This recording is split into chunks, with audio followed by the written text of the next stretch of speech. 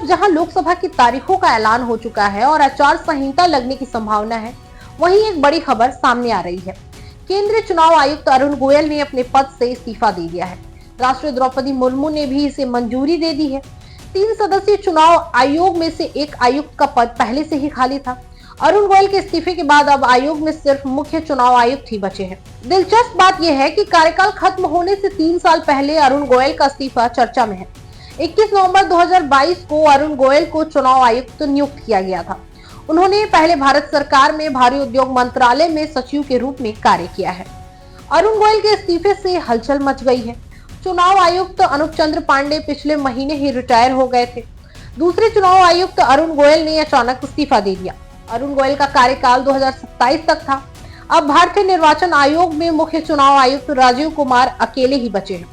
कांग्रेस ने इस इस्तीफे पर सवाल उठाया है। कांग्रेस ने कहा कि इस पूरे घटनाक्रम को लेकर स्पष्टीकरण दिया जाना चाहिए कि आखिर अचानक ऐसा क्या हुआ। अरुण गोयल के अचानक हुए इस्तीफे ने भी कई सवाल खड़े कर दिए हैं। हालांकि ये तुरंत नहीं पता चल पाया कि उन्होंने इस्तीफा क्यों दिया। कुछ मीडिया रिपोर्ट्स में कहा गया कि विभिन्न मुद्दों पर उनके मतभेद थे। वहीं एनडीटीवी ने शीर्ष अधिकारियों के हवाले से कहा कि अरुण गोयल ने इस्तीफा देते समय निजी कारणों का हवाला दिया है।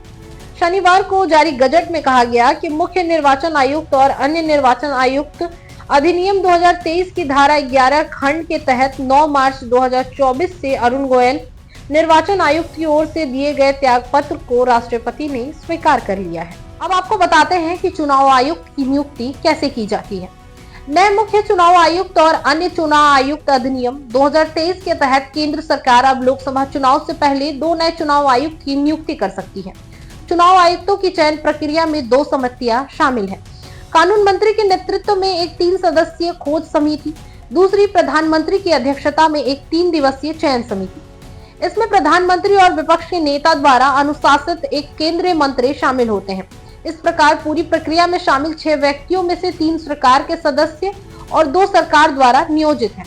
खोज समिति चयन समिति को 5 नामों की सिफारिश करेगी, लेकिन चयन समिति को इस सूची के बाहर से भी आयुक्तों का चयन करने का अधिकार है।